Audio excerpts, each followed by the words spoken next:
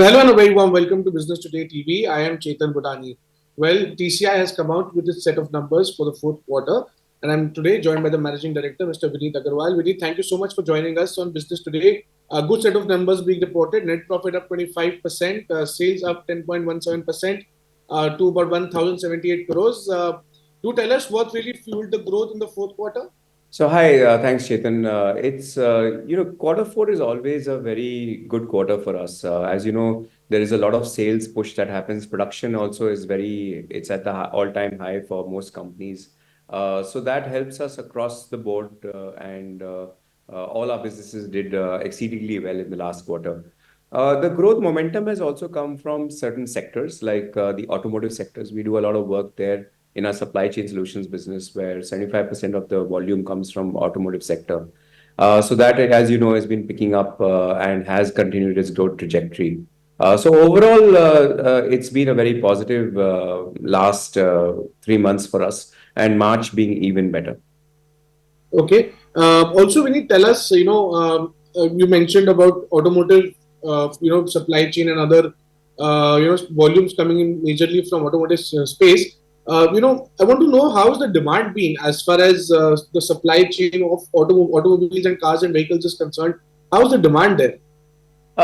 So supply chains around automotive sectors has been very robust because first is that actually let me take a step back. We actually don't do work only in the four-wheeler or two-wheeler segment, but also the three-wheeler, the commercial vehicle, the earth-moving equipment, tractors, commercial vehicles. So it's a whole gamut of services that we provide on the production logistics side, which is bringing in parts just in time from suppliers, and then the finished goods, which is transporting the finished cars or other vehicles to the dealers or to customers directly, also in some cases. So the business volume has been quite exciting, quite good. The two-wheeler segment has started to come back and has picked up.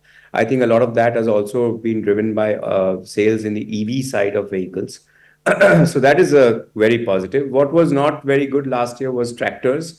That we knew came down a little bit, but we're expecting FY25 to be much better with a positive monsoon. So overall, auto sector has a lot of dynamic growth potential, both from a domestic market and from an export market. Sure. So you're saying that tractors and two-wheelers, which are a sign of a good, healthy rural economy, are seeing green shoots right now.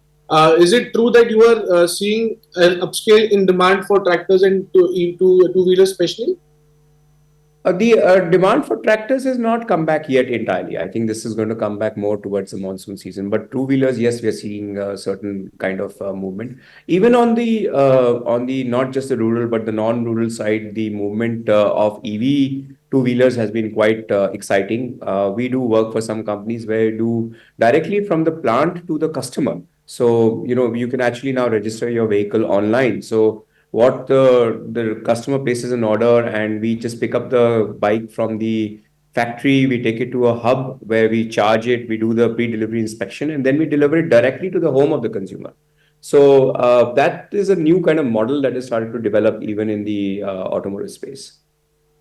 Sure. Vineet, I'll shift focus from the numbers, because it's already widely reported. I'd like to shift to ask you about a little bit of macro stuff. In India, there's always been constant conversation and debates about reducing logistics costs. TCI has also, in fact, has been a front runner for encouraging in reducing logistics costs. Where are we right now? Because the government's plans to use coastal shipping to transportation through waters has kicked off, but yet not, given a very big rocket kind of a boost. Where are we right now at, reducing logistics costs in India? It is a very pertinent question, and I think the one of the ways to do that, as you have rightly indicated, is multimodal.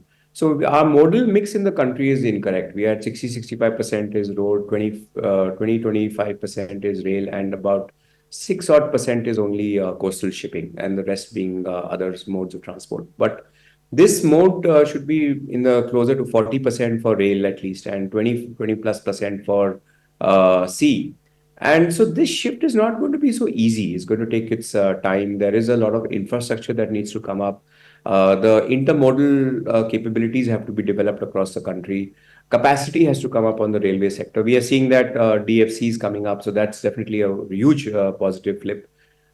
So I would give it a few more years before this switch actually starts to happen towards the rail and the other modes of transport. And then consequently, the cost of logistics will come down because these modes are definitely cheaper than road. The other benefit on doing this is the carbon cost. I think that does not get covered easily.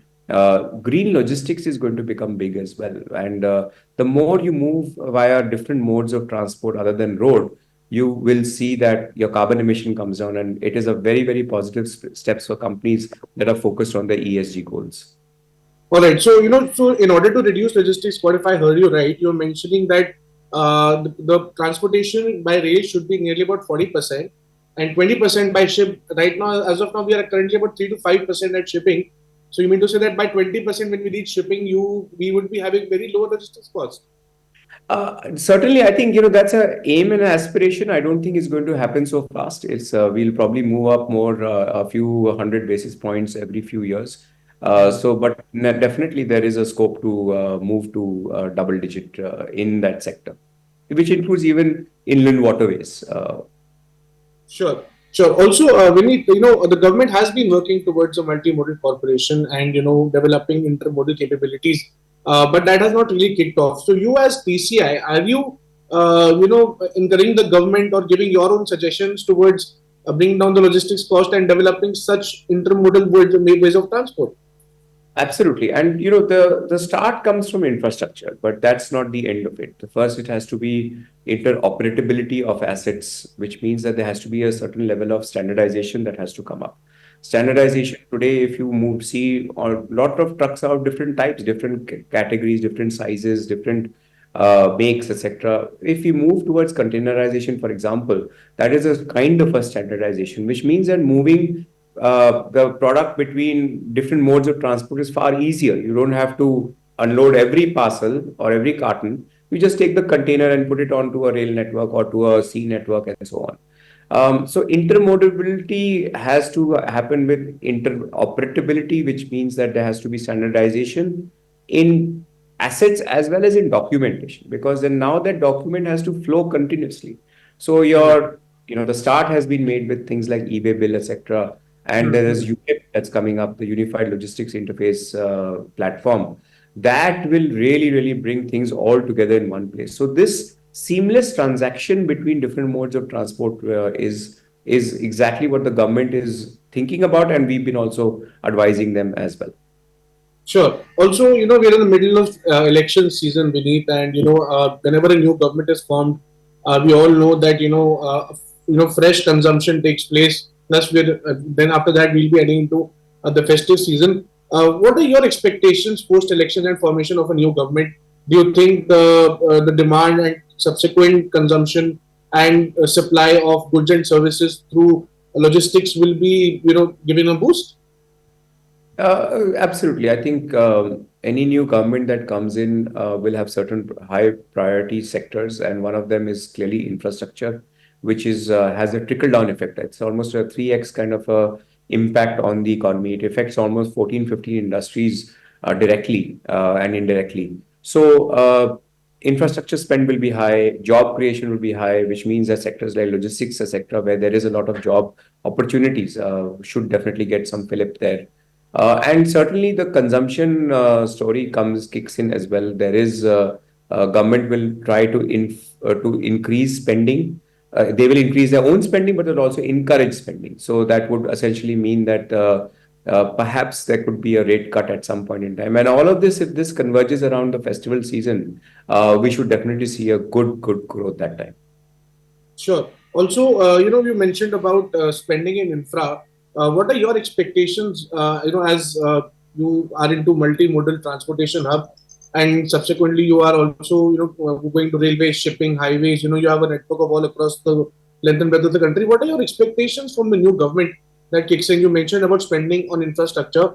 Are you looking forward towards, rate cuts, or are you looking forward towards more greenfield projects? Well, the kind of projects that in the past that were being built were really to catch up for the past, not for the future. Now we are seeing projects that are being built which are really, really visionary, which are have a 25, 30-year, 50-year kind of a horizon. We need more and more of that. Long range planning in terms of large scale projects is very critical, including things like uh, the highways infrastructure that is getting built, or more and more infrastructure on the railways is getting built with the DFCs. Like this should continue, and we do not have enough of infrastructure. I think for the next decade to 2 decades, the kind of infrastructure development that is needed. And then you don't have to look at only the hard infrastructure. There's also stuff that happens at the city level, sewages, certain metros, electrical systems, all those things will require massive amount of investment. So today, if we think about a fact that if you want a e-commerce delivery to come to your house, you need that infrastructure to ensure that there is bike parking for the bike, there is someone who can deliver it, and all buildings have to have that. You have to have, if you have EV, then you have to have charging infrastructure. Now, all these things would mean that there's a lot of infrastructure development that will need to happen at all levels, at the micro as well as the macro level. And was my last set of questions, Vineet. Any update on the data integration and operations? Can you update on that? That's the ULIP that I'd mentioned, Unified Logistics Interface Platform, and that is started so we do see a certain amount of data that's already started to come in there. Hmm. E-way bill data is there, including when a truck passes through a toll, the RFID chip on your tag is also recording your location. So that location is also now available on the ULIP platform. So like Hmm. this, a few things, the payment platforms are getting integrated and so on. The international documentation, EXIM data is getting integrated. So I think in the next 6 to 9 months, I think a lot of more additional work is going to happen there, which will make it quite a seamless platform. All right. Last question, Vineet. What are the plans ahead? What growth are you looking at for the next financial, for this present financial year now? And any guidance that you could give us? Yeah. So we are looking to spend about 375 crores in this FY25 with 100 crore odd expenditure on new hubs and offices, about 100 crores on new trucks and automotive rakes, and about 100 odd crores in other assets like warehousing equipment or containers and so on. But we have also have 75 odd crores in the event we are able to tie up with a ship builder to buy two ships, and this could be an advance payment that we might have to make for this acquisition of two ships that will possibly take 2 to 3 years to make. So that is part of the capex plan, and with this also the guidance for our top line and the same for the bottom line is about 10 to 15% for this year. Sure. All right, Vineet, thank you so much for joining us. We really hope elections really boost up the logistics space. But before I let you go, really do election timing and post elections when the results are out. Is there an immediate spike in demand? Is it something like that that happens usually? Before elections, I think it slows down a little bit. Okay, and after. Consumer sentiment is a little soft right now, and so there is a little bit of slowing down that happens. And also, this is the time when after March things really, anyway, slow down a little bit. Right, correct. So it's not that I think the trickle down effect of elections happen post elections mostly. All right, all right, all right, Vineet. Thank you so much for joining us. Wishing you all the best for the upcoming quarter and subsequent financial year. We'll be in touch. Thank you so much for watching. Thanks, Chetan. Thank you.